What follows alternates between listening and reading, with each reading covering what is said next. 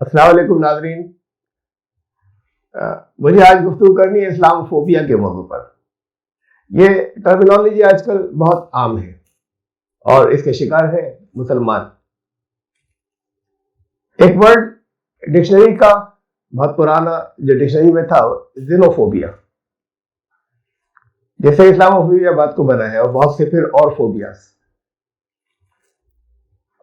اس کا مطلب ہے fear or apprehension or hatred of that which is perceived to be foreign or strange۔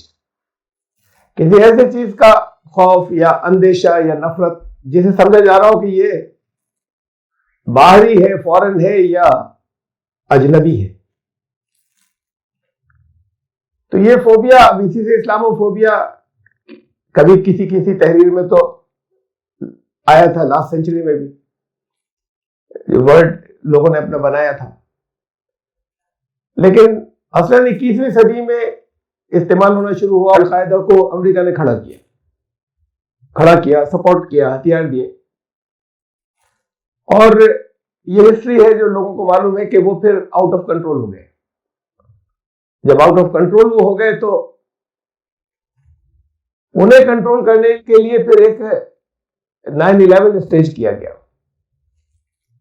اور میں اسٹیج کیا گیا اس وجہ سے کہہ رہا ہوں کہ آج تک امریکہ نے اس کے ثبوت نہیں دیے، دنیا میں کہیں نہیں، کسی کو نہیں دیے کہ وہ اس کے پیچھے، اس گھٹنا کے، اس واقعے کے پیچھے القاعدہ کا ہاتھ تھا۔ یہ وہاں سے پھر یہ اسلاموفوبیا جو ہے وہ زیادہ کامن ہو گیا پوری دنیا میں، اور اس کے بعد پھر آپ کو معلوم ہے پھر IS جن کے بھی کھڑے کیے ہوئے ہیں۔ یہ اندیشے جو ہوتے ہیں فوبیا کے یا کسی بھی ریلیجس فوبیا کے، اسلاموفوبیا کے، یہ غلط بھی ہو سکتے ہیں اندیشے اور صحیح بھی۔ یعنی مسلمانوں کے اندر وہ چیزیں ہو بھی سکتی ہیں اور وہ فرضی بڑھائی بھی گئی اور بالکل فرضی گڑی بھی گئی۔ اس کے اسلاموفوبیا کے اس میں چارج کیا ہوتا ہے، الزام کیا ہے؟ یعنی اس میں آتا ہے جو چارجز جو آتے ہیں کسی بھی فوبیا کے اندر، unresponsive to change، کہ یہ لوگ کسی طرح کی کوئی تبدیلی، کوئی اصلاح برداشت نہیں کرتے۔ کلچرل سپریشن، جیسے یعنی تہذیبی طور پر بالکل ایک مختلف ہو جانا، اپنی تہذیب کو بالکل ایک الگ ایک شناخت بنا کر رکھنا۔ میں مثالیں دوں آپ کو، جیسے نام ہے یا پرسنل لا ہے،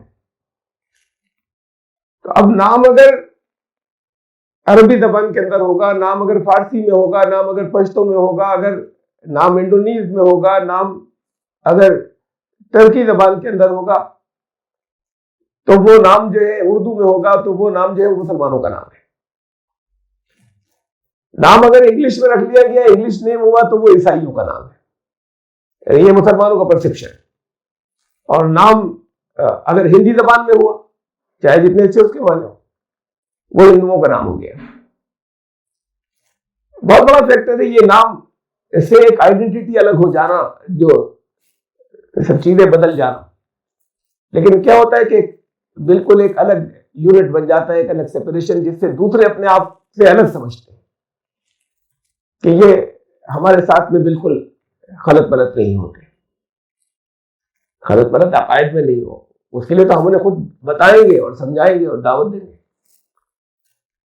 لیکن کیا ایریا کلچر سے بھی اسلام روکتا ہے؟ مذہبی کلچر اور چیز ہے، ایریا کلچر اور چیز ہے۔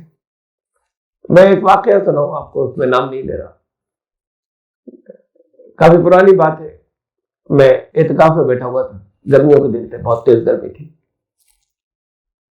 ایک نوجوان جب انٹرمیڈیٹ کیا تھا، اس نے وہ اسلام قبول کیا تھا، ملنے کے لیے آیا مجھ سے۔ میں نے اس سے پوچھا کہ روزے تو نہیں رکھ رہے ہوگے، اس لیے اس نے گھر پر بتایا نہیں تھا، ڈسکلوز نہیں کیا تھا۔ یہ رامپور کے قریب کے گاؤں کا رہنے والا ہے۔ تو اس نے کہا کہ نہیں، کوئی پریشانی نہیں ہو رہی۔ کہ کیوں؟ اتنا سارا دن گزرتا ہے گھر پہ، تم نے بتایا نہیں؟ افطار کے وقت افطار نہیں کر سکتے، سحری تو کھا ہی نہیں سکتے. تو کہنے لگا نہیں، جس دن میری آنکھ نہیں کھلتی سحری میں پتا جی اٹھا دیتے. تو مجھے حیرت ہوئی، میں نے کہا کہ تم نے تو گھر پر بتایا نہیں تھا. تو وہ بولا کہ گھر پر تو نہیں بتایا تھا، لیکن گاؤں والوں کو کسی طریقے سے پتہ چل گیا، اور وہ بہت سے اکٹھے ہو کے میرے پتا جی کے پاس آئے اور مجھے کہا کہ یہ آپ کا بیٹا جو ہے، یہ آپ کا لڑکا، یہ مسلمانوں کی طرح روزے رکھ رہا ہے. تو پتا جی کو شکایت پر غصہ آ گیا، اور انہوں نے کہا تمہاری بہو بیٹیوں کو چھڑتا ہے، یہ چوریاں کرتا ہے تمہارے یہاں، تم سے کوئی لڑائی جھگڑے کرتا ہے، تو کس بات کی شکایت کرنے کے لیے آئے؟ اچھے کام کی شکایت کرنے آئے. اور اس دن سے انہوں نے سحری کے وقت اٹھانا شروع کر دیا کہ وہ تیری سحری کا وقت ہو گیا. اس کا نام نہیں بدلا تھا. نام بدلنے سے بڑا فرق پڑتا ہے. ایک صاحب آفیسر، وہ بھی میں پوسٹ بھی نہیں بتا رہا، آئیڈینٹیفائی ہو جائیں گے، وہ مجھ سے ملنے کے لیے آئے باہر سے، اور ان کے لڑکے نے اسلام قبول کر لیا تھا. مجھ سے کافی دیر انہوں نے بات کی، وہ یہ کہتے تھے کہ یہ نماز پڑھتا ہے، یہ پڑھے، میرا اکلوتا لڑکا ہے، مجھے اس سے بہت محبت ہے، یہ نماز پڑھتا ہے، پڑھے، اس کی ماں نہیں ہے، میں نے اس کو ماں باپ دونوں کی طریقے سے ماں بن کے بھی پالا ہے. یہ روزے رکھے، یہ جن چیزوں میں بھی یہ آستھا رکھتا ہے وہ رکھتا رہے. بس یہ کہنا چھوڑ دے کہ یہ میں نام بتایا انہوں نے کہ یہ بھائی یہ ہو گیا، یہ اس کا اعلان کرنا چھوڑ دے، میرا گھر تباہ ہو رہا ہے اس سے، اس کی دادی مر جائے گی. اتنا فرق پڑ جاتا ہے. اس حکمت عملی کو انہوں نے عیسائیوں نے استعمال کیا ہے. نبی اکرم صلی اللہ علیہ وسلم نے تو کسی کے نام نہیں بدلے تھے، وہ جو نام پہلے تھے وہی نام بات کو رہے، سوائے ان چند ناموں کے جن کے معنی بہت برے تھے یا مشرکانہ تھے. بہرحال پھر جو چارجز ہیں وہ یہ ہیں، یہ جن کے اوپر اسلام و فوبیا جو مسلمانوں پہ چارجز لگائے جاتے ہیں، وائلنٹ ہے، یہ تشدد، ایگریسو ہے، جارحانہ انداز ہے ان کا، تھریٹنگ ہے، انٹالرنٹ ہے، برداشت کم ہے. جانے دیجیے اسے کہ ان میں کتنی ہے یا نہیں ہے، ہم تو مسلمانوں کی بات کریں. واقعی کم ہے، اس پر غور کرنا ہوگا. یہ میں نے کہا تھا کہ چارجز جو لگائے جاتے ہیں وہ کچھ اس میں بعد میں حقیقت ہوتی ہے، بعد میں پارشلی جزوی طور پر حقیقت ہوتی ہے، اور بعد بالکل جھوٹے ہوتے ہیں. اب جیسے وہ کارٹون کے سلسلے کہیں چلے، چارلی ہیبڈو نے کارٹون بنایا جس کا مرڈر کر دیا محمد رسول اللہ صلی اللہ علیہ وسلم کا. اسے دیکھیں کہ خود ان کا رویہ توہین کرنے والوں کے لیے کیا تھا. اب یہ پورا ایک الگ موضوع ہے جس پر لوگ کافی اختلاف کر سکتے ہیں، لیکن اسلام کو اور مسلمانوں کو اس سے فائدہ ہوا، یا اور جو پروپیگنڈا کرنے والے تھے ان کو میٹیریل مل گیا؟ انہوں نے کیا تھا اس لیے، اور پھر اس کا کچھ نہیں کر سکے، اور پھر اس طریقے کے لوگوں کو کچھ نہیں کر پاتے. سلمان رشدی کو پروٹیکشن مل گیا، سلمان رشدی آج تک موجود ہے، اور اس کے سر کے اوپر اعلان کرنے والے زمانوں کو گزر گئے. اور پھر اس کی وجہ سے اس سے مسلمانوں کو، اسلام کو کوئی فائدہ ہوا، مسلمانوں کو کوئی فائدہ ہوا؟ یہ ساری دنیا کے اندر وہ جو چاہتے تھے جیسا پینٹ کرنا وہ انہوں نے کر لیا اور کر دیا. اس دفعہ نقصان کو بھی دیکھیں گا. اور کلچرل سیپریشن میں ایک مثال میں اور دینا چاہ رہا ہوں. بات وہ چیز تھی جس میں پارشلی کچھ حقیقت بھی ہوتی ہے. جیسے ہمارے ایک پرسنل لا ہے، ہمارا پرسنل لا پر میرے الگ تقریریں ہیں. یہ مسلمان ہی کیوں جب وہ چھیڑنے کے لیے یا ان کو ایکسائٹ کرنے کے لیے، اکسانے کے لیے، جب وہ کہتے ہیں پرسنل لا میں تبدیلیاں کریں گے، یونیفارم سول کوڈ ہونا چاہیے، تو یہ مسلمان ہی کیوں اتنا زیادہ اس کے اوپر شور مچانے لگے ہیں یا اس کی مخالفت کرنے لگے ہیں؟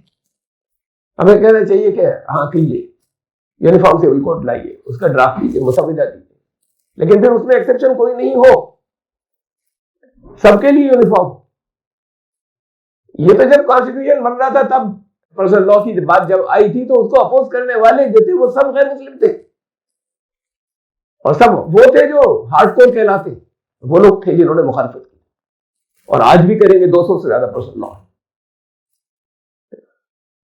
بجائے اس کے کہ ہم اسے یہ کہیں کہ نہیں وہ الگ نہیں ہونا چاہیے, مسلمانوں کا پرسنل لا الگ ہی ہونا چاہیے, ہم کہیں کہ بالکل ہم اس کو ویلکم کرتے ہیں یونیفارم سول کوڈ کو, جو چیز زیادہ اچھی ہوتی لی جائے, لیکن ڈسکس کریں گے اور اس کا پروپوزل تو دیجیے.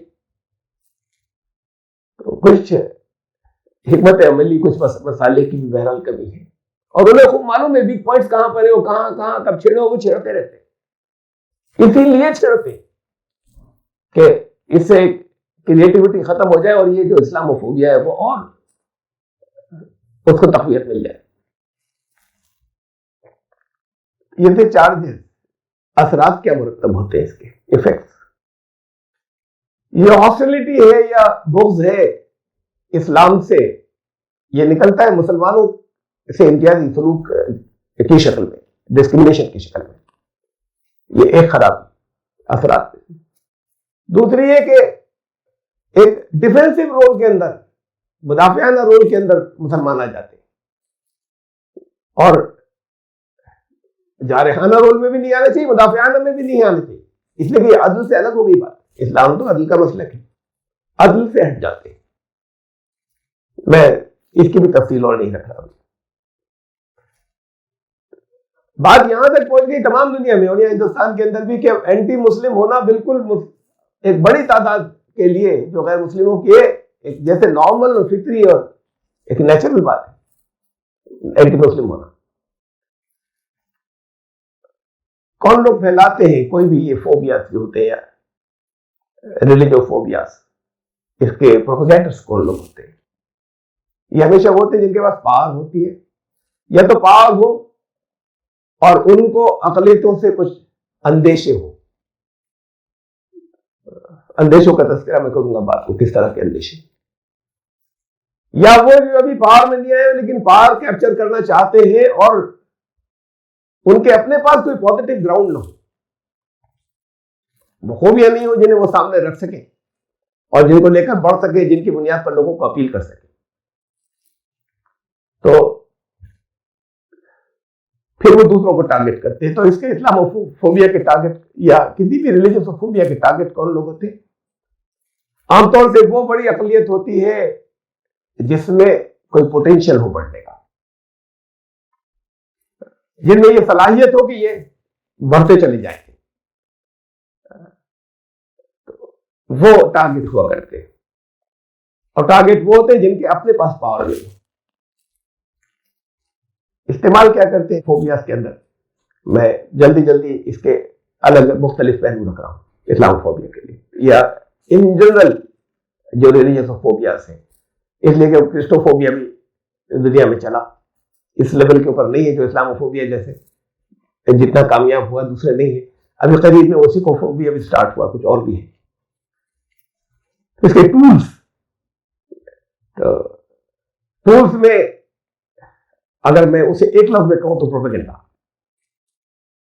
ہیٹ گروپس یا ہوتے ہیں یا ہیٹ گروپس کریٹ کی جاتے ہیں اس پروپیگنڈے کے ذریعے. استعمال ہوتا ہے میڈیا کا, اور جیسے جیسے یہ میڈیا ایڈوانس ہوتا چلا گیا, پہلے خالی اخبارات ہوتے تھے, نیوز پیپر ہوتے تھے, یا ٹی وی پہ بھی خبریں آتی تھی تو وہ دوردرشن کی بس آتی تھی, اتنے بہت سے چینلز نہیں ہوتے تھے. اور جیسے جیسے یہ میڈیا ایڈوانس ہوا, سوشل میڈیا ہے, الیکٹرانک میڈیا, تو پھر وہ بڑی تیزی آ گئی اس کے اندر, اور اس کے اندر اس کو بڑی زیادہ کامیابی کے ساتھ لوگ استعمال کرنے لگے.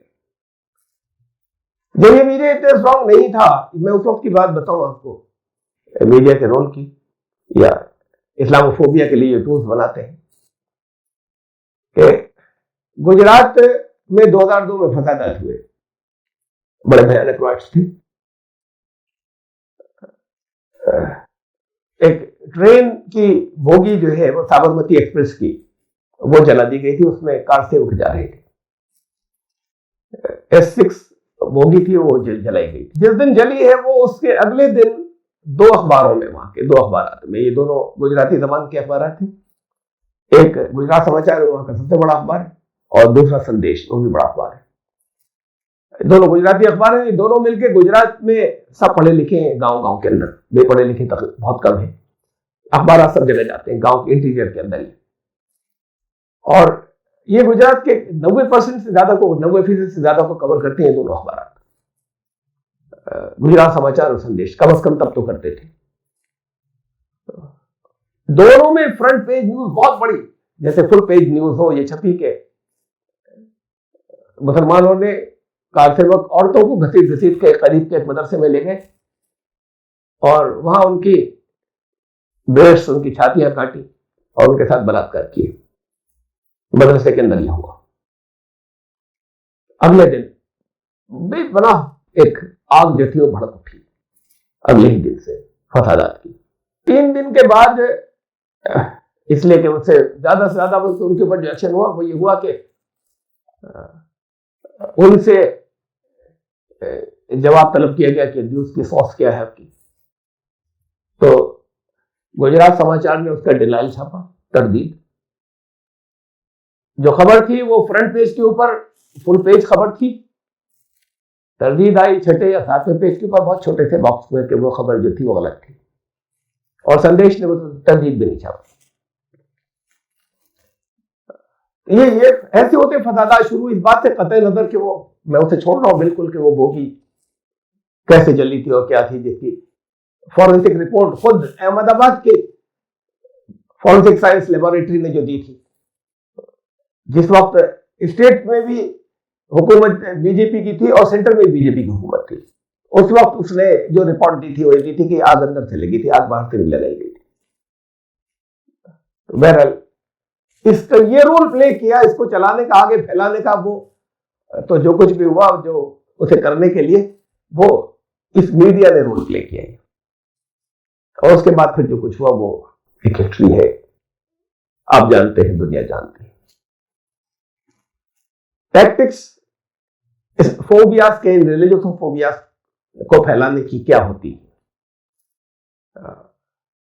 ایک ٹیکٹکس کے اندر ان کی جو حکمت عملی اختیار کرتے ہیں، جو چالیں ہوتی ہیں، اس کے اندر ان کے لیے بہت ضروری ہوتا ہے جو کوئی فوبیا کریٹ کرتے ہیں کسی مذہب کے خلاف، جیسے اسلام کے خلاف اسلاموفوبیا، کہ یہ ضروری ہوتا ہے کہ فرضی دشمن کھڑا کیا جائے اور لوگوں کی نظر میں اس کو دشمن پینٹ کیا جائے، اس کے اگینسٹ پھر وہ لوگوں کو موبلائز کر سکے اور اکٹھا کر سکے. تو پھر اس کے لیے ایشوز کریٹ کیے جاتے ہیں. یہ تو ہے ایک، یہ سمجھ لیجئے کہ ایشوز جو کریٹ کیے جاتے ہیں اس کے اندر کچھ پازیٹیو لاتے ہیں، فالس پازیٹیو ہوتے نہیں. وہ جیسے امریکہ نے تمام دنیا کے اندر آج تک وہ کہتے ہیں انصاف کے لیے بمباری کی، ظلم کے خاتمے کے لیے بمبارڈمنٹ کیا. وہ ویتنام سے لے کے یا مڈل ایسٹ تک جتنی آگ لگی وہ انہوں نے جمہوریت، ایک انصاف کا نظام قائم کرنے کے لیے کیا. یہ فالس پازیٹیو. یہاں جیسے ہندو راشٹر لانا ہے اور رام راجیہ ستھاپت کرنا ہے، اور نیگیٹو یہ کہ یہ فالس پازیٹیو اور نیگیٹو یہ کہ ہسٹوریکل فیکٹ یا تاریخی حقائق کو ڈسٹارٹ کر کے اور مسخ کر کے پیش کیا جاتا ہے. میں کچھ مثالیں رکھوں اس کی. بہت سے نام ہیں، اس میں سر فہرست نام اورنگزیب کا. ہسٹری میں مسلمانوں نے بڑے ظلم کیے. یہ ہسٹری برٹش کی ہسٹری بھی ہے، وہاں اسپین میں اور دوسری اور بہت سی جگہوں پہ جو کچھ بھی اسلام تلوار سے پھیلا ہوئے مسلمانوں نے بڑے ظلم کیے. میں انڈین کنٹیکسٹ کی خالی بات کر رہا ہوں اس وقت. اورنگزیب ان میں سے ایک ہے. ان کا نام آتا ہے کہ کتنا قتل عام کیا ہندوؤں کا، کتنا فورس کنورژن کرایا، جبری تبدیلی مذہب، کتنے مندر توڑوائے بڑی تعداد کے اندر. میں مندر توڑوائے، دلی کیپٹل تھا، دلی کے مندر جو اینشنٹ پرانے مندر سارے آج بھی موجود ہیں. یہ برلا مندر بعد کو رینوویٹ کرایا انہوں نے، برلا نے، لیکن وہ مندر جو اوریجنل مندر تھا جس کو بعد کو انہوں نے رینوویٹ کرایا وہ تو بہت پرانا مندر ہے اور انہیں کے زمانے میں موجود تھا. دلی کے مندر موجود رہے. کئی 100 مندروں کی لسٹ ہے جو شائع ہوئی. اورنگزیب نے جن کو جاگیریں دی اور اورنگزیب نے جن مندروں کو ایڈ دی اور زمینیں دی اور ایک طریقے سے مندر جو سمجھ لیے کہ مندر کی تعمیر کے اندر مدد کی. یہ کئی 100 مندروں کی لسٹ ہے. اس لسٹ کے اندر میں کم از کم 2 مندروں کو جانتا ہوں کہ جن کا نام نہیں ہے. ایسے معلوم نہیں کتنے اور ہوں گے. میں جہاں رہتا ہوں وہاں سے 80 کلومیٹر کے اوپر ہر سال نکالا جاتا ہے ایک نندا دیوی کا ایک وہاں میلہ لگتا ہے، اور اس کے اندر اورنگزیب کا فرمان ہر سال نکالا جاتا ہے، جلوس کی شکل میں نکالا جاتا ہے کہ اس مندر کو جاگیر اورنگزیب نے دی تھی۔ چترکوٹ ہم ہر سال ایک وہاں پر اپنے اسٹال لگاتے ہیں، وہاں رامائن میلہ ہوتا ہے، اس کے اندر وہاں چترکوٹ میں ایک بالا جی کا مندر ہے، اس میں بہت بڑا بڑا دیوار کے اوپر دیواروں باہر سے گزرنے والے اس کو پڑھ سکتے ہیں، وہاں پہ لکھا ہوا ہے کہ یہ اس مندر کو جاگیر جو تھی وہ اورنگزیب نے دی تھی۔ اتنی بڑی تعداد میں مندروں کو جاگیریں دینے والا جو ہے وہ مندر توڑوانے والا ہو، تو بہرحال کوئی توڑوایا بھی ہوگا۔ ابھی انہوں نے مسز گاندھی نے بھی حملہ، انڈین گورنمنٹ نے بھی اس کے اوپر حملہ کیا تھا گولڈن ٹیمپل کے اوپر، جب اس کے اندر وہ لوگ گھسے تھے موجود کہ جنہوں نے ایک پیرلل گورنمنٹ سی قائم کی ہوئی تھی اور موجودہ گورنمنٹ کے خلاف جو کچھ بھی کر رہے تھے وہ خفیہ تدبیریں کر رہے تھے، تو پھر گولڈن ٹیمپل کے اوپر حملہ کر کے نکالنا پڑا ان کو، اور ایک باقاعدہ ایک جنگ سی ہوئی۔ تو یہ چیزیں جو ہے، یہ میں ایک واقعہ ہے پرانا، بہت پرانا ہے، میرے خیال سے 30 سال سے پہلے کی بات ہوگی، اور پہلے کی ہوگی، 40 سال پہلے کی بات ہوگی۔ میں اتر کاشی جا رہا تھا کار سے، میرے ساتھ غیر مسلم تھے 2-3 اور جو ساتھ میں بیٹھے ہوئے تھے، وہ پہاڑوں کے اوپر جاتے ہوئے دہرادون سے ہم چلے تھے، دیکھا کہ وہ چوٹیوں کے اوپر 2 گھر بنے ہوئے، بہت اونچی چوٹیوں پہ، وہاں سے لوگ آتے اترتے ہیں، اپنا سودا لیتے ہیں، اپنا پانی بھرتے ہیں، وہاں اوپر پانی بھی نہیں ہوتا پینے کا، بڑی ٹف لائف ہے، ہر چھوٹے سے چھوٹی ضرورت کے لیے ان کو بہت ہی ٹف ہے، وہ چوٹی سے نیچے تک آنا اور واپس چوٹی تک جانا، کوئی سڑکیں تھوڑی بنی ہوئی ہے وہاں۔ تو ڈرائیور جو تھا اس سے میں نے پوچھا کہ یہ کیا، لوکل مقامی ڈرائیور تھا، اس سے میں نے پوچھا کہ یہ کیا کیسے لوگ وہاں پہ جا کے کیوں رہتے ہیں، نیچے کیوں رہتے بستیوں میں؟ تو اس نے کہا کہ صاحب وہ یہ مغلوں کے زمانے میں یہ ڈر کر اوپر بھاگ گئے تھے مغلوں سے کہ ان کے آؤٹ آف ریچ ہو جائے، اور تب سے وہیں پر رہتے ہیں۔ جتنی ان کی ٹف لائف ہے، جتنی ان کو محنت کرنی پڑتی ہے، اگر اتنی محنت وہ مغلوں سے لڑنے میں کرتے تو مغلوں کو بھگا دیتے، لیکن یہ کہ یہ پھیلی ہوئی اور اس انداز میں یہ کہانیاں لوگوں کو معلوم ہے، اب کی بات نہیں ہے، اب سے 40 سال پہلے کی بات ہے۔ پھر جو چیزیں جو کیمپین کی جاتی ہے، جو نگیٹیوٹی پھیلائی جاتی ہے، جو فرضی واقعات پھیلائے جاتے ہیں، ایک فرضی نیریشن جو بنائے جاتے ہیں، بہت عام ہے، آپ نے سنے ہوں گے۔ یہ چائلڈ میرج ہندوؤں میں آج بھی بڑی تعداد کے اندر، خاص طور سے ولیجز میں بلکہ شہروں تک میں ہوتی ہے، بہت کم ان کے اندر، بہت شادیاں اب بھی بہت عام ہیں۔ تو یہ جو چائلڈ میرج ہے، کم ایج کا مطلب بعض اوقات تو ایسا کرتے ہیں کہ وہ پیدا ہونے کے بعد ہی شادی کر دیتے ہیں، 1-2 سال کی عمر میں بھی کر دیتے ہیں، رخصت کی طرح بات کو ہو جاتی ہے، اور شادی اور رخصتی سمیت جو ہے وہ بہت عام ہے، 7-8-9 سال کی عمر، اب بھی بہت ہے، پہلے تو بہت زیادہ عام تھی۔ مجھ سے کہا ہے غیر مسلم نے، اور وہ جماعت ہے جن کا اس وقت جن کے پاس پاور ہے، اس کے ایک اہم آدمی، تو انہوں نے مجھ سے کہا کہ یہ اصل میں تب سے چلا آ رہا ہے، جب یہ مسلمان حملہ آور آئے تھے تو یہ لڑکیاں اٹھا لیتے تھے، تو پھر شروع کر دیا ہندوؤں نے بہت کم عمر کے اندر ان کے ایڈلٹ یا بالغ ہونے سے پہلے ان کی شادی وواہ کرنے شروع کر دی، اس وجہ سے یہ تب سے ہو گیا ہے۔ منو سمرتی کے اندر ادھیائے 9 شلوک نمبر 94، اس کے اندر لکھا ہوا ہے کہ 24 سال کا مرد 8 سال کی عمر کی لڑکی سے شادی کرے۔ مہابھارت کے انوشاسن پرو کے اندر ادھیائے 44 اور شلوک نمبر 13، اس کے اندر لکھا ہوا 21 سال کا مرد 7 سال کی لڑکی سے شادی کرے۔ وششٹھ کے اندر اس کا حوالہ ہے 1770، سوادھیاین کے اندر ادھر بہت بڑے اسکالر تھے، ریفرنس ہے 4:1:11، ان دونوں کے اندر لکھا ہوا ہے کہ جب کپڑے پہننے بھی ٹھیک سے نہیں آئے ہوں، ننگی گھومتی پھرتی لڑکیاں جس عمر کے اندر، اس عمر کے اندر وواہ کر دینا چاہیے، نہیں تو بہت پاپ ہوتا ہے۔ وشنو پران میں اور دوسرے اور بہت سی کتابوں کے اندر موجود ہے۔ وہ جو چیزیں ہزاروں سال پہلے ان سے تھی مسلمانوں کے وجود میں آنے سے ہزاروں سال پہلے کی، ان میں چلا آ رہا ہے کہ اس عمر کے اندر شادی کر دی جائے، نہ کہ یہ کہ وہ جب یہاں پر مغل آئے یا ساؤتھ انڈیا کے جو رولرز تھے حیدر علی ٹیپو سلطان وغیرہ، تو وہ ان کے ڈر سے انہوں نے وہ لڑکیاں اٹھوا لیتے تھے ہندوؤں کی، یہ جنریشن چلتے ہیں اور پھیلائے جاتے ہیں اور فوراً یقین کر لیتے ہیں. یہ ساری ہسٹری تھی، جن کتابوں کے بارے میں تو معلوم نہیں ہے، اور جنہیں معلوم ہوگا وہ جانتے ہیں، جان بوجھ کر پھیلاتے ہیں.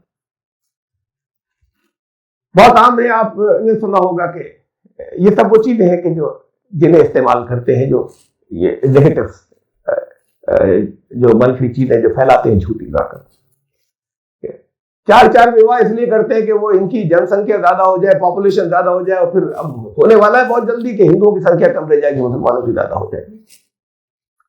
ارے اگر ایک مرد ایک عورت سے شادی کرے، بچے تب زیادہ ہوں گے، اس لیے کہ مردوں عورتوں کی تعداد برابر ہے، عورتوں کی کچھ کمی ہے یہاں ہندوستان کے اندر.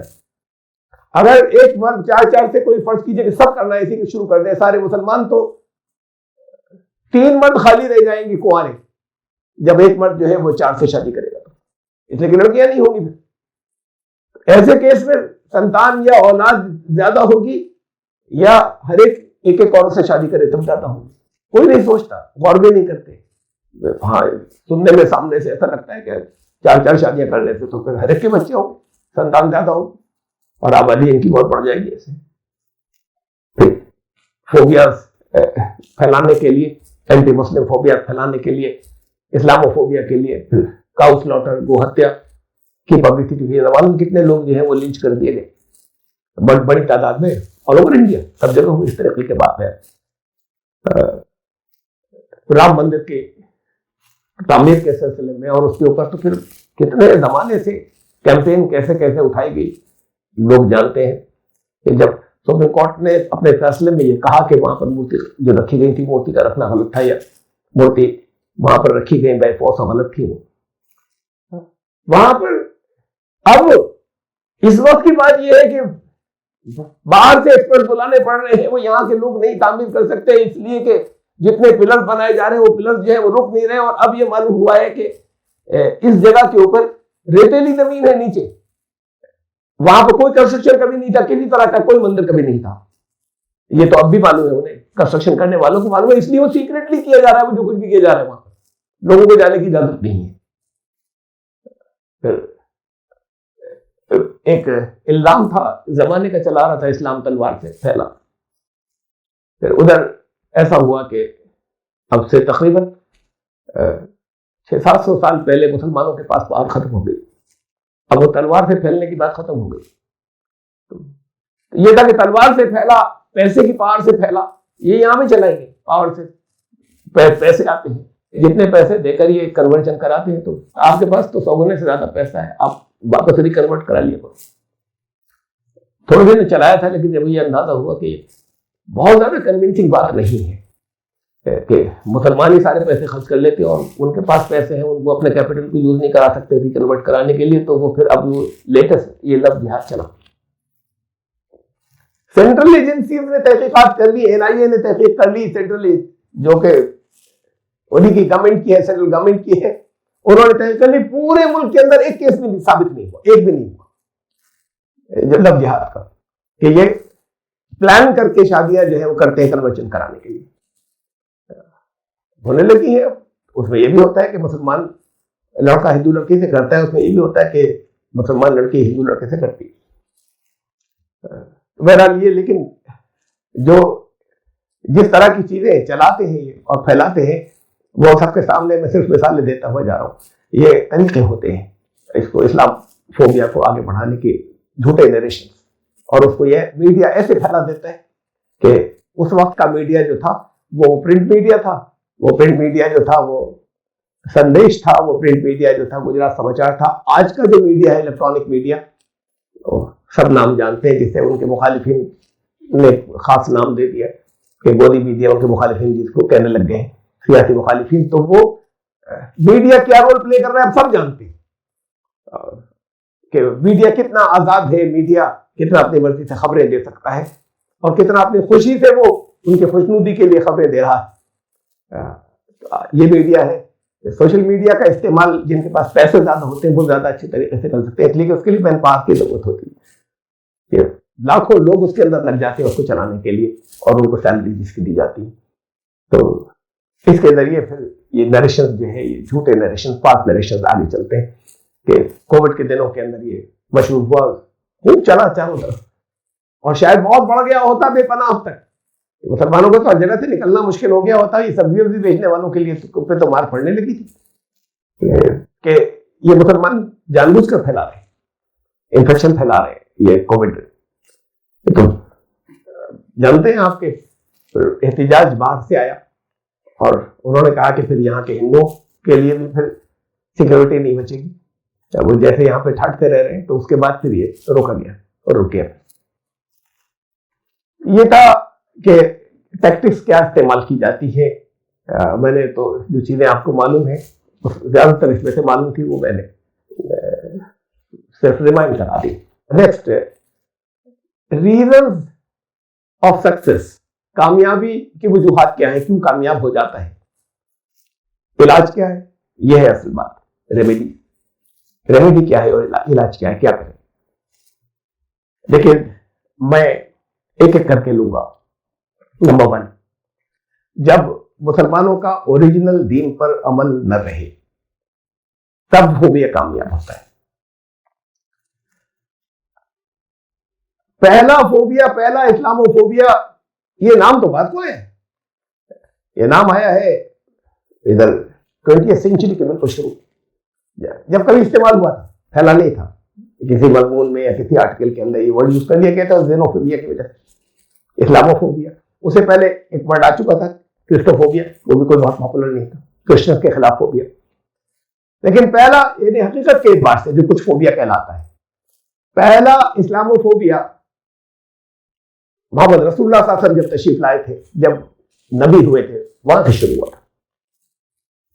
ایک پاورفل سماج تھا، سوسائٹی تھی، اس نے اپنے آپ کو تھریٹنڈ فیل کیا، کچھ اندیشے تھے ان کے کہ یہ نیا دین لے کر آئے. وہ اپنے آپ کو دین ابراہیمی کے اوپر کہتے تھے.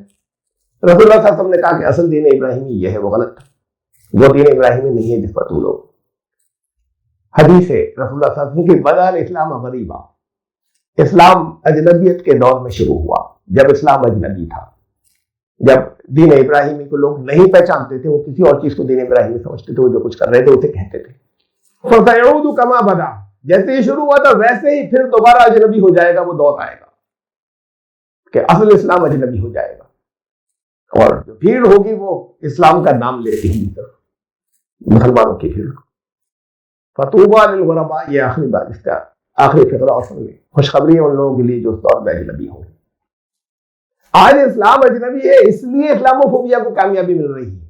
جب محمد رسول اللہ صلی اللہ علیہ وسلم جو تھے اپنے اوریجنل دین پر کاربند رہے، تو پھر یہ چھٹ گیا سارا اسلاموفوبیا جو اس دور کے اندر تھا، بڑی جلدی چھٹ گیا. تو یہ اسلاموفوبیا وہاں سے سٹارٹ ہوا تھا.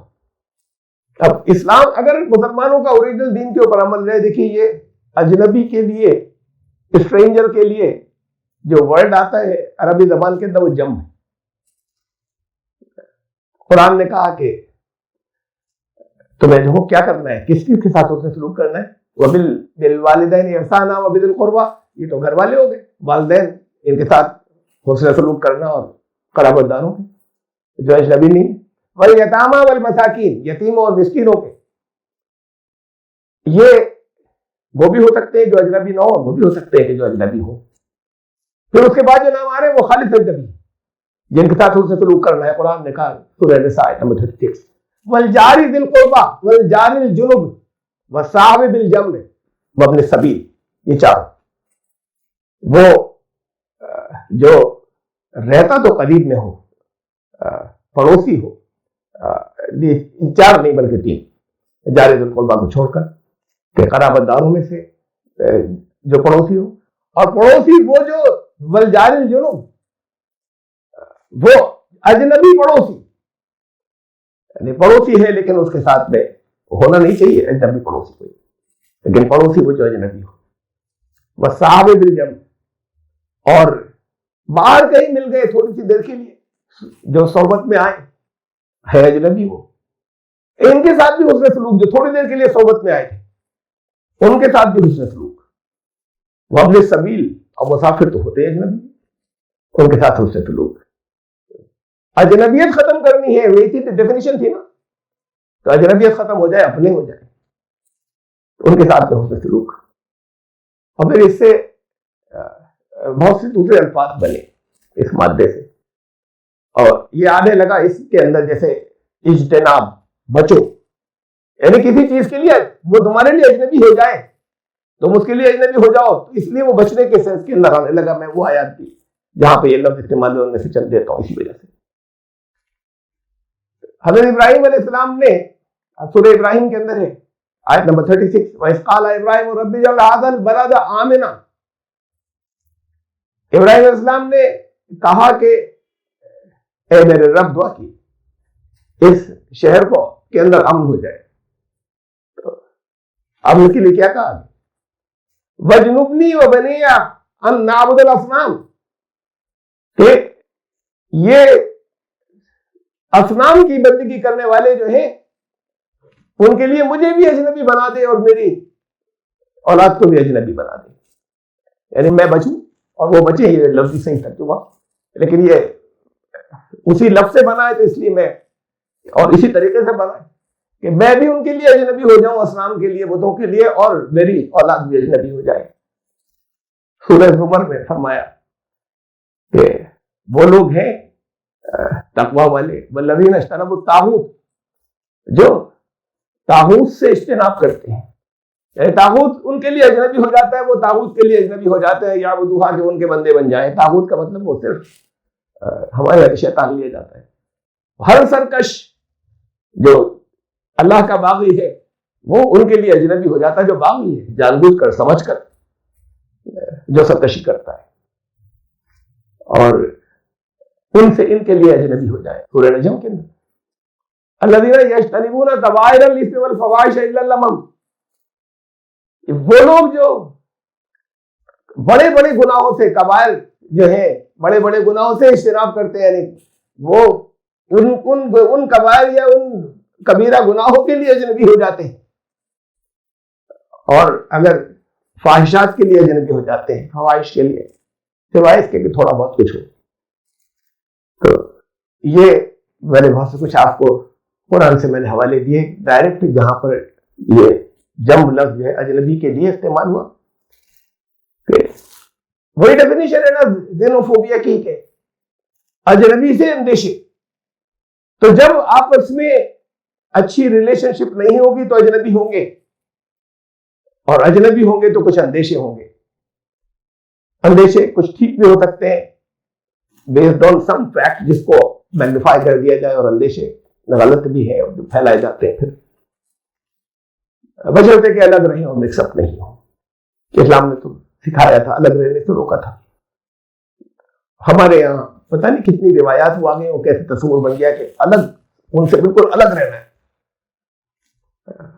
نیکسٹ میں پہلا ریزن میں نے آپ کو بتایا تھا کہ مسلمانوں کا اوریجنل دین پر عمل نہ رہے, اور دوسرا یہ کہ اجنبی ہو جائے, اسلام جو ہے وہ اجنبی ہو جائے, یعنی اصل اسلام کے اوپر نہ بچے. اور تھرڈ, جب دھوکے, فریب و لالچ در پریورتن کروایا جا رہا ہو, تب یہ اسلام, یہ فوبیا چلتے ہیں. تو یہ تو مسلمان نہیں کرتے, کہیں نہیں کرتے دنیا میں. یہ کرسچینٹی کے اندر باقاعدہ ٹریننگ دی جاتی ہے, کیا کیا ہتھ کنڈے استعمال کیے جاتے ہیں, اس تفصیلات میں نہیں جا رہا ہوں, تو میں چھوڑ رہا ہوں. خالص فریب اور فنڈ و پیسے ہر ایک کا ریٹ مقرر ہے. تو یہ تو اسلاموفوبیا سے الگ. لیکن یہ کہ فوبیا کے یا کیسے فوبیا کس وجہ سے آتے ہیں, وہ پھیلتے ہیں, اس میں سے ایک ریزن جو ہے وہ یہ بھی ہے, ریزن آف سکسیس ان کی.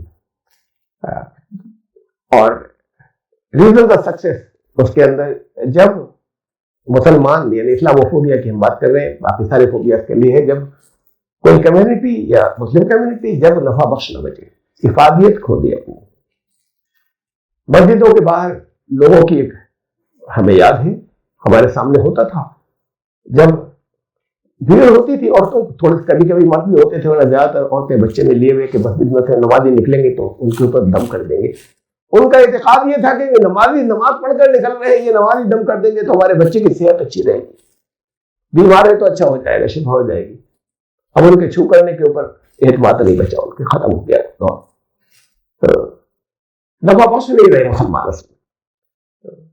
قرآن نے کہا وَأَمَّا مَا يَنفَعُ النَّاسَ فَيَمْكُثُ فِي الْأَرْضِ، دنیا کے انسانوں کے لیے جو نفع بخش ہوتا ہے وہ زمین میں ٹھہرتا ہے، باقی ہٹائے جاتا ہے.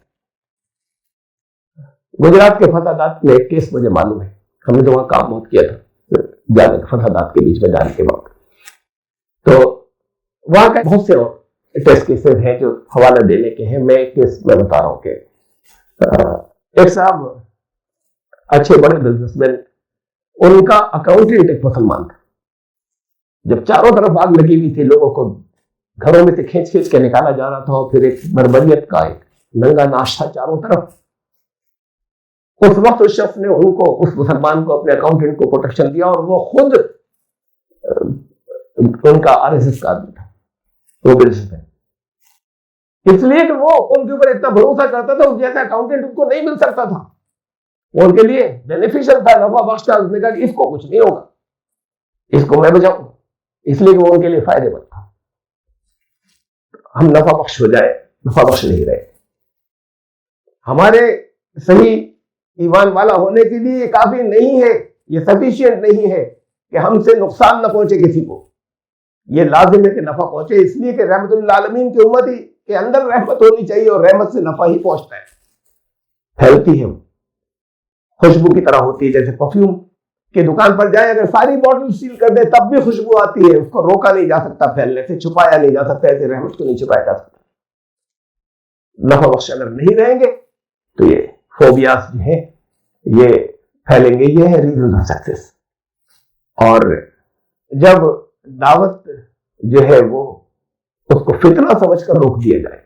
اسلام کے اندر پہلی بنیادی چیز ہے کہ دوسرے کو غلط کرنے سے روکا جائے اور سمجھایا جائے کہ نقصان ہونے جا رہا ہے. جب وہ دعوت کو فتنہ سمجھے جانے لگے اور پھر اگر بہت آگے بڑھے تو سمجھ مان لیا کہ نہیں ہونا چاہیے، اچھی چیز ہے، لیکن فرض کفایہ ہے کہ اگر چند لوگوں نے کر لیا تو سب پر سے فرض ہٹ گیا. Reasons of success Islam phobia کے دعوت نہیں دی. یہاں مالابار کے ساحل کے اوپر کچھ مسلمان اترے تھے. محمد رسول اللہ صلی اللہ علیہ وسلم کی حیات میں کچھ روایت یہ کہتی ہے کہ صدیق رضی اللہ تعالیٰ عنہ کے زمانے کے اندر اسلام یہاں پر داخل ہو چکا تھا، اس ملک کے اندر جنوب ہند کے اندر پھیلا تھا، اور کوئی اپوزیشن نہیں تھی اس کی. ایک گھر کے لوگ ایمان والے ہوتے تھے کہ بات نہیں قبول کرتے تھے، اور انہوں نے کوئی آپس میں کوئی اختلاف نہیں تھا، اس لیے کہ ان کے یہ وسعت رہی ہے کہ چاہے جس بھگوان کو مانے. یہ تقریباً 100 سال کے بعد حملہ آور ہو، جیسے چاہے وہ جس وجہ سے حملہ کیا تھا، جو کچھ بھی تھا، محمد بن قاسم قیامت کے بعد سے وہاں سے ماحول بدلا ہے، اور جہاں تو یہ بڑھنے کا سلسلہ رک گیا. تو دعوت یہاں سے نکل گئی، کم از کم ہندوستان میں سے تو بالکل نکل گئی. اب اس میں جب دعوت ہوتی ہے تو افہام و تفہیم ہوتا ہے، آپس میں آدان پردان ہوتا ہے، مس انڈرسٹینڈنگ، غلط فہمیوں کا ازالہ کیا جاتا ہے دعوت کے اندر. خالی اتنا ہی تھوڑی ہوتا ہے کہ ہم بتائیں کہ کیا، بلکہ جو غلط فہمیاں ہیں وہ غلط فہمیاں دور کی جاتی ہیں. کتنے الزامات لگے نبی کریم صلی اللہ علیہ وسلم کے اوپر، بڑے رقیق الزامات. ہم انہیں قبول ایک طریقے سے قبول کر لیتے ہیں، بلکہ ہمارے یہاں تو کہا جاتا ہے وہ الزامات کی بات کو کہ نہیں ایسے ہی تھا. میں نہیں یہاں پر اس کی تفصیلات لانا چاہ رہا، موضوع بدل جائے گا. اس کے لیے کس چیز کی ضرورت پڑے گی؟ دعوت کے لیے پہلی چیز ضروری ہے نا انٹریکشن. اجنبی جا کر دعوت نہیں دے سکتا، اپنے دیں گے جنہیں وہ اپنا سمجھیں گے، جنہیں وہ سمجھیں گے کہ ہمارے ویل وشرز ہیں. کوئی باہر سے بالکل اجنبی آیا وہ دعوت نہیں دے سکتا. چل کیسز میں کہیں کہا برداشت کر لے، ایسی سن لے تو سن لے، یہ اجنبیت تو ختم کرنی ہوگی. رابطے ضروری ہے، انٹریکشن ضروری ہے، رابطے کے بغیر دعوت نہیں ہوتی. بہت سی دوسری اور چیزیں ہیں، لٹریچر ہے، سب کی بہت اہمیت ہے، لیکن رابطے کے بغیر اصلاً دعوت نہیں ہو سکتی. پرسنل کانٹیکٹس، قرآن نے تو بہت کچھ کہا تھا کانٹیکٹ کے بارے میں. ہمارے لیے نکل گئی ہمارے یہاں سے. یہ ہے سارے سولوشن. قل یا اہل الکتاب تعالوا الی کلمۃ سواء بیننا وبینکم الا نعبد الا ولا نشرک به شیئا ولا نتخذ اربابا من دون اللہ اربابا. ان سے کہو گے اہل کتاب آؤ, اے کتاب والے, پرانی کتابوں والو آؤ, ہم تم ایگریمنٹ کر لیں اس کے اوپر جو تمہارے یہاں بھی ہے, اور دکھائیں ان کو, پھر دیکھو یہ ہے تمہاری کتابوں میں اور ہمارے یہاں بھی ہے, آؤ اس کے اوپر ایگریمنٹ کر لیں. اور وہ یہ کہ ایک خدا اور اس کا کوئی دوسرا ساتھی اور کوئی دوسرا شریک نہیں. ایکم برہم دویتیہ ناستے نیہنا ناستے کنچن ایکمیوم ادویتیم وحدہ لا شریک لہ. قرآن نے کہا تھا قل یا اہل الکتاب لستم علی شیء حتی تقیموا التوراۃ والانجیل وما انزل الیکم من ربکم. ان سے کہہ دو, کہو, ہم نے کہا کہو اس سے, اہل کتاب ہے, پرانی کتابوں والو, اے پور گرنتھ والو آؤ, تم کسی بنیادی کے اوپر نہیں ہو, تم بیس لیس ہو, تم نرادھار ہو, جب تک حتی تقیموا التوراۃ والانجیل وما انزل الیکم من ربکم, جب تک توراۃ کو قائم نہ کرو, انجیل کو قائم نہ کرو, اور ان سب کتابوں کو جو ان کے رب کی طرف سے نازل کی گئی تھی. تو ہم کیا مطلب ہوا ان کتابوں کو قائم کرنا, یعنی ان کی صحیح, ہم ان کی کتابوں کو بھی رکھ سکیں کہ اس کی صحیح تعلیمات کو مانو, یہ ساری چیزیں اجنبی ہوں.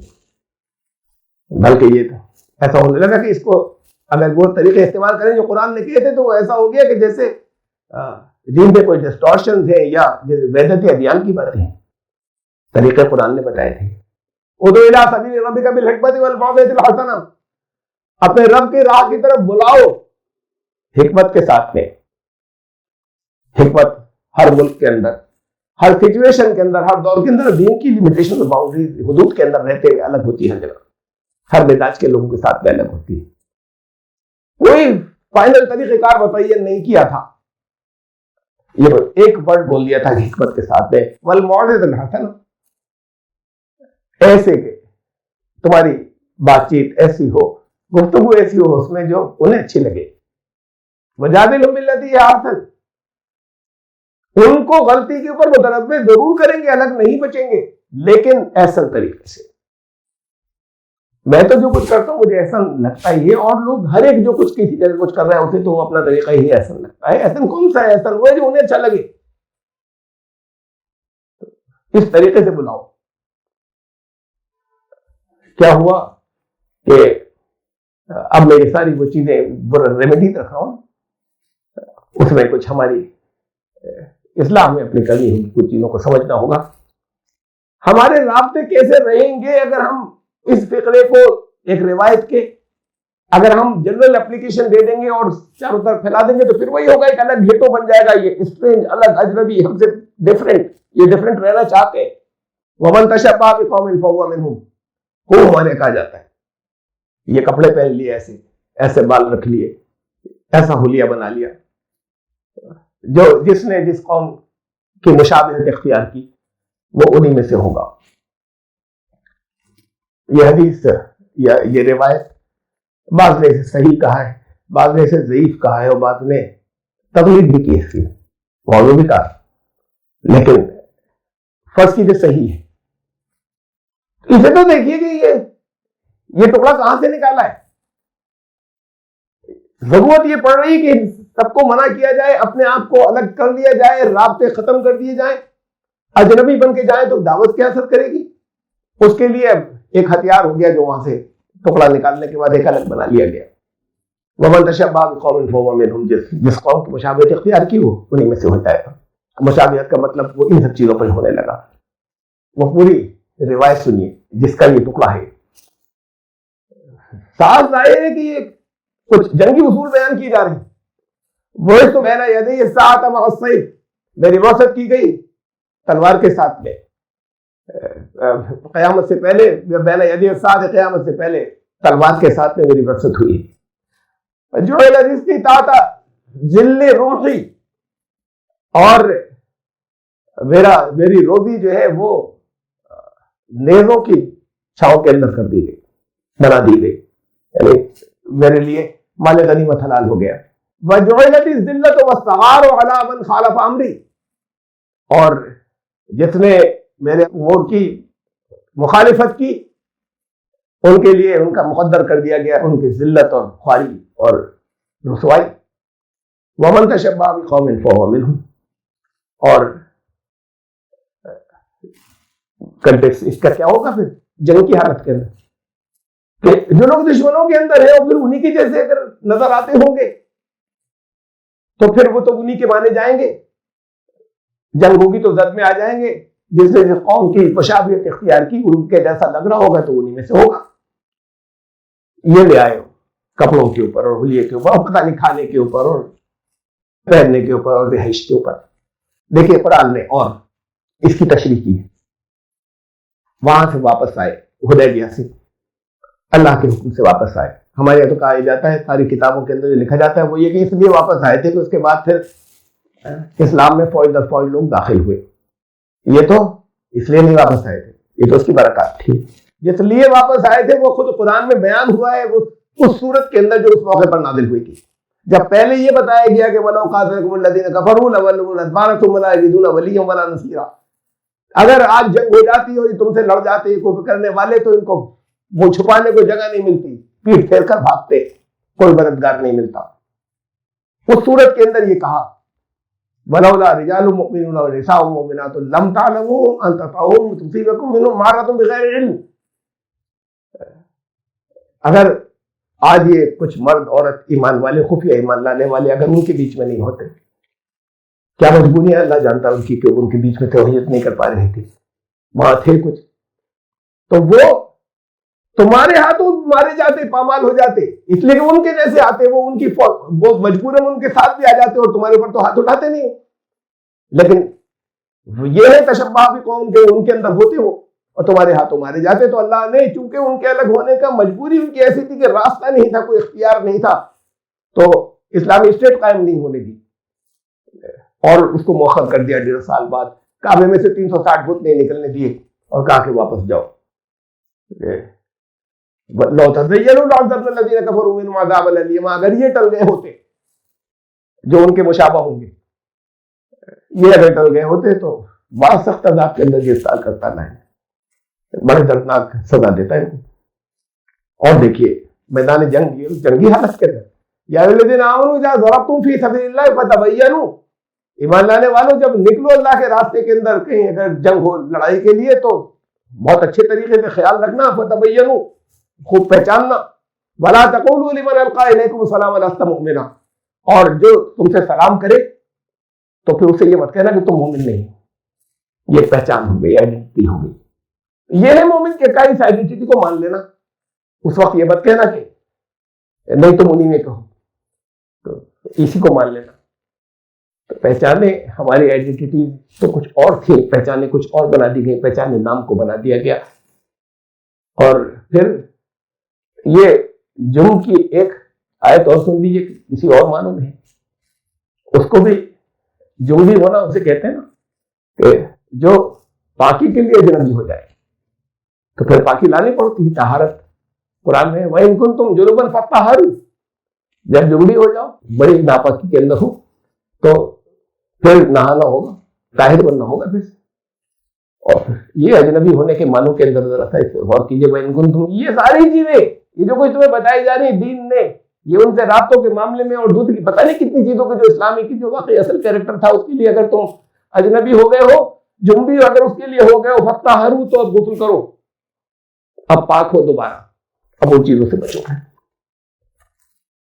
خالد بن ولید رضی اللہ تعالیٰ عنہ نے مصر کے جو کیپٹل تھا اس کو سراؤنڈ کیا ہوا تھا, محاصرہ کیا ہوا تھا, اور جو اطلاع تھی, جو سیکرٹ جو آپ کے پاس جو مخبروں نے جو خبریں جو دی ہوئی تھیں وہ یہ دی ہوئی تھی کہ شہر والے بے چین ہیں اسلام میں آنے کو یا مسلمان ہونے کو, لیکن سب سے زیادہ بڑی پریشانی جو ان کو ہے وہ یہ ہے کہ یہ بدوؤں کا کلچر ہمیں اپنانا پڑے گا. ہمارا کلچر ایک ترقی یافتہ قوم کا ہے, یہ بدوؤں کا کلچر یہ کیسے ہوگا, یہ آ گئے تو یہ اپنا پھیلائیں گے, ہمارے اوپر یہ امپوز کر دیں گے. خالد بن ولید کو یہ معلوم ہوا تو ایک دعوت کا انتظام کیا, شہر کے جو عمائدین تھے, رؤوسا تھے, ان کے لیے ایک دعوت کا انتظام کیا, اور اسے دعوت کے اندر مصری کپڑے پہنے گئے, سب نے مصری کپڑے پہنے, مصری اسٹائل کے کھانے تیار ہوئے, مصری اٹھنا بیٹھنا بھی اس کے اندر وہ جیسے سرو کیا جاتا ہے وہ بھی مصری اسٹائل تھا سارا. ایک پورا ایک ماحول ایسا تھا کہ خالد جیسے کہ مصر کے اندر ہو، اس کے اندر ان کو انوائٹ کیا، ان کی تو آنکھیں کھلی رہتی، تو ایسا لگا کہ جیسے بالکل ہم اپنے کسی بڑے شہر کے اندر ہیں. اور پھر ان کی سکھایا، ان کو بتایا، لوگوں کو سامنے رکھا جو سرو کرنے والے تھے، جو مصری آداب جانتے ہو. ان کو بڑی حیرت ہوئی. پھر خالد بن ولید نے ایک تقریر کی، اور اس تقریر میں کہا کہ مصر والوں، جب ہم تم میں آئیں گے تو تمہارا لباس و کلچر اختیار کریں گے. اس سے بچنے کو نہیں کہا تھا، علاقائی کلچر سے بچنے کو اسلام نہیں کہتا. ہم تمہارا لباس و کلچر اختیار کریں گے جب ہم تم میں آئیں گے. جب ہم مصر میں یوں ہوں گے تو ایسے ہوں گے جیسا تم نے ہمیں دیکھا. جب تم ہمیں ڈیزرٹ میں دیکھو گے اور صحرا میں دیکھو گے تو ہم ایسے ہوں گے جیسا تم نے ہمارے بارے میں سنا ہے. جب یہاں ہوں گے تو جیسا تم نے دیکھا ویسے ہوں گے. جب ہم وہاں ڈیزرٹ میں ہوں گے جس کے بارے میں تم نے سنا ہے تب ویسے ہوں گے جیسا تم نے سنا ہے. اور میدان جنگ میں ہم ایسے ہوں گے جیسا تم نے ہمیں آزمایا ہے. یہ تھا جو اس حکمت عملی تھی، جو جس حکمت کی بات تھی. مقوقس کے دربار کے اندر حضرت حاتم بن ابی بلتعہ گئے نام مبارک لے کے، رسول اللہ صلی اللہ علیہ وسلم کا لیٹر لے کر. اس نے پڑھا، پڑھنے کے بعد اس نے انکار نہیں کیا. اس نے کہا کہ ہمارا اپنا بھی ایک دین ہے، اس سے اچھا کوئی ہوتا تو ہم قبول کرتے، کوئی نیا دین کیسے قبول کریں. حضرت حاتم نے وہاں پر کیا جواب دیا؟ جواب ان کی جو کتاب مرتب کی ہوئی ہے سلفیوں کی ہے، وہ تو اس معاملے بڑے محتاط ہوتے ہیں صحیح واقعات کو اور صحیح حدیث کو لینے میں. الرحیق المختوم کے اندر سے میں بتا رہا ہوں آپ کو، ایک لفظ وہ نہیں ہوگا، تھوڑا سا فرق ہو سکتا ہے.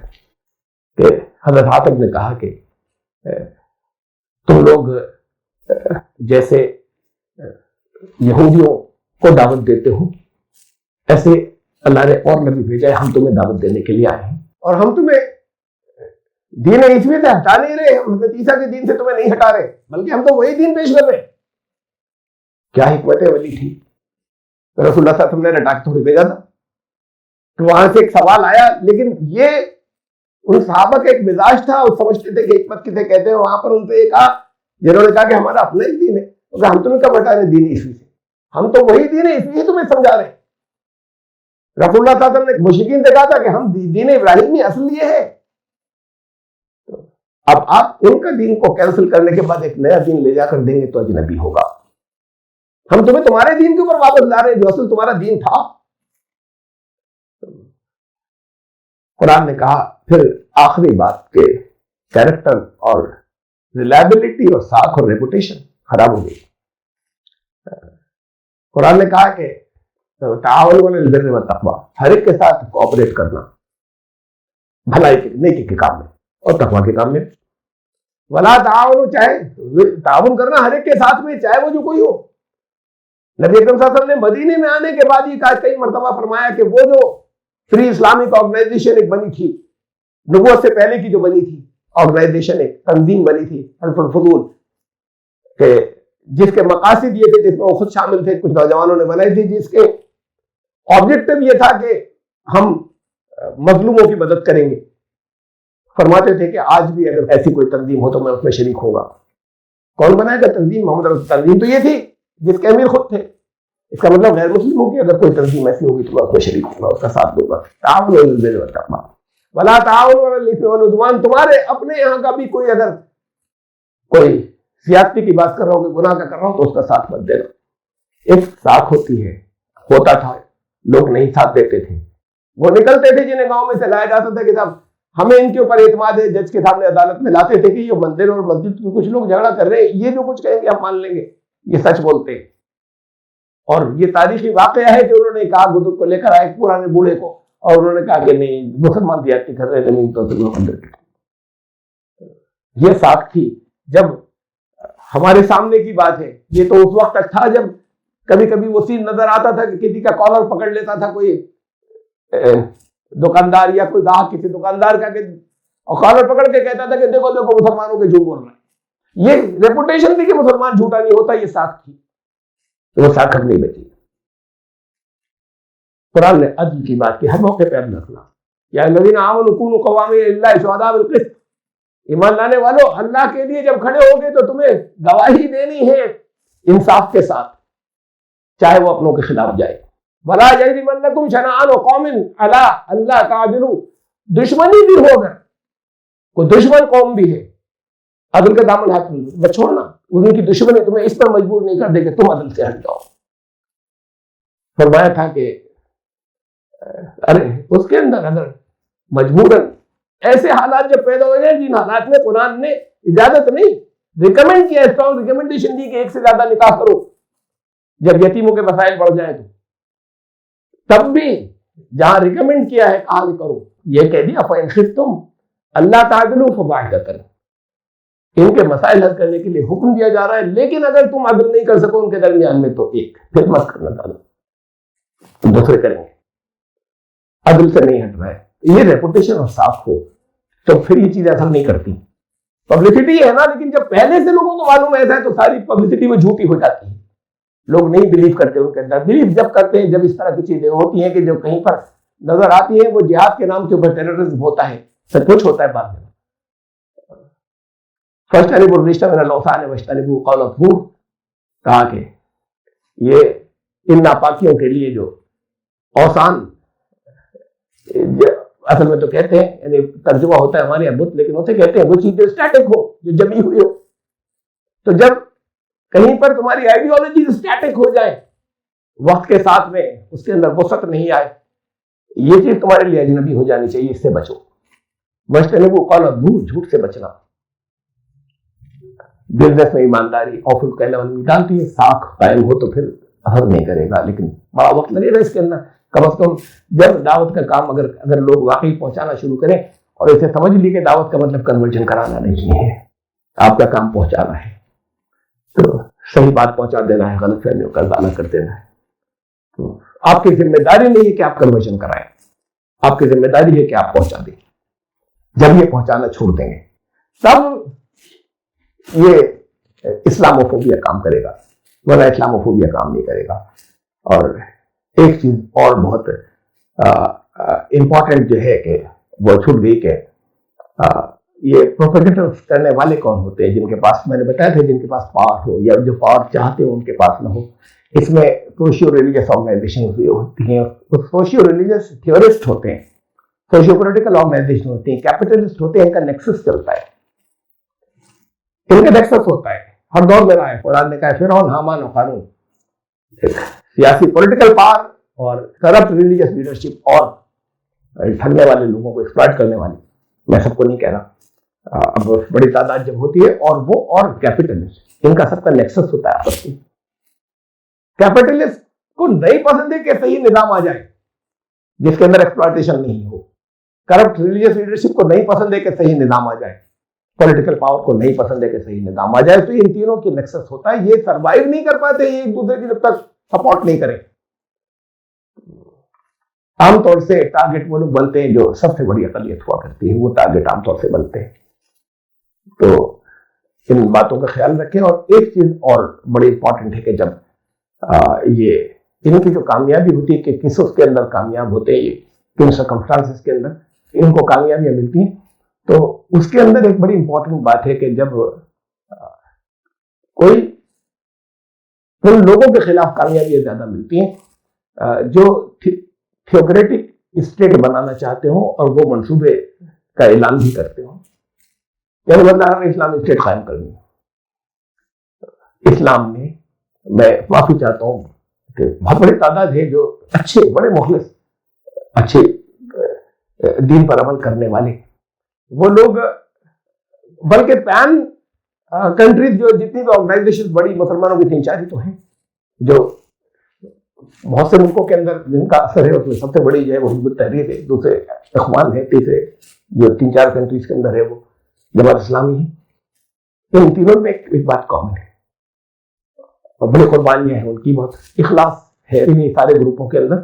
لیکن اس کے باوجود کامیابیاں کسی جگہ نہیں ملتی، اتنے لمبے عرصے تک نہیں ملتی. یہ تب بھی کامیابی ملتی ہے کہ جب انہیں معلوم کہ یہ اسلامی اسٹیٹ قائم کرنا چاہتے ہیں. تو اسلامی اسٹیٹ قائم کرنا ان کا مین مقصد ہے.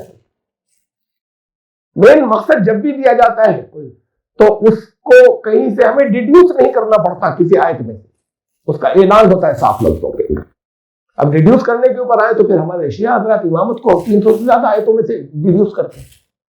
اس کا صاف لفظوں میں اعلان ہوتا ہے, جو اصل مقصد ہو, جو مین مقصد ہو, وہ ریپیٹ ہوتا ہے بار بار. قل انی رسول اللہ الیکم جمیعا, ان کو بتا دو کہ میں رسول بن کر آیا ہوں محمد صلی اللہ علیہ وسلم سے کہا کہ سب کی طرف, ساری دنیا کی طرف. ایسے یہ اعلان ہوتا ہے کہ تمہارا مقصد یہ کہ تمہیں ایک حکومت قائم کرنی ہے. تو نہیں کہا کیا وما خلقت الجن والانس الا لیعبدون. ذاتی زندگی کے اندر بندگی اختیار کرو, اجتماعی زندگی کے اندر, یہ چیز ذاتی اجتماعی زندگی کے اندر ایز آرگنائزیشن, ایز امہ, اخرجت للناس, تو دنیا کے انسانوں کے لیے لائے ہیں. تأمرون بالمعروف وتنہون عن المنکر, تاکہ تم امر بالمعروف اور نہی عن المنکر کا فریضہ انجام دو اللہ پر ایمان رکھتے ہو. تو یہ ہے سولوشنز اور حل. کوئی بہت شارٹ کٹ نہیں ہے, لیکن جب دعوت کی بات آتی ہے, اس مزاج میں دعوت آتی ہے, تو پھر وہ سلیقہ اپنا خود سکھا دیتی ہے. سکھائے کس نے؟ اسماعیل کو آداب فرزندی, وہ سلیقہ خود آ جاتا ہے. کیا کرنا ہے اس کی ضرورتیں بتاتی ہے کہ یہاں پہ کیا ہونا چاہیے تھا, کیا فطری ہے, کیا لاجیکل ہے. اسلام, اور وہ لاجیکل بات ہمیشہ اسلام کی ہوگی, نکلے گی. کہیں ہماری انڈرسٹینڈنگ جو کچھ غلط ہے ان کو بھی درست کرنے کی ضرورت ہے. دائی بنے, اب شروع کر دیں, اس کی ہوا نکل جائے گی. جب ایسا کریں گے اس کے بعد یہ ہوگا کہ اس اسلاموفوبیا کی ہوا نکل جائے گی اور اسلامی اسٹیٹ بھی قائم ہوگی. مقصد بنانے کے بجائے ہمیں ہر انڈیویجول کو جو ہے وہ بندگی کی زندگی گزارنی ہے, اور اجتماعی طور پر ہمیں اس کا فریضہ انجام دینا ہے, دعویٰ کا فریضہ انجام دینا ہے, اور معروف و نہی عن المنکر کا کام کرنا ہے. اس کے نتیجے میں اسٹیٹ قائم ہوگی, اور یہ نہیں بچے گا.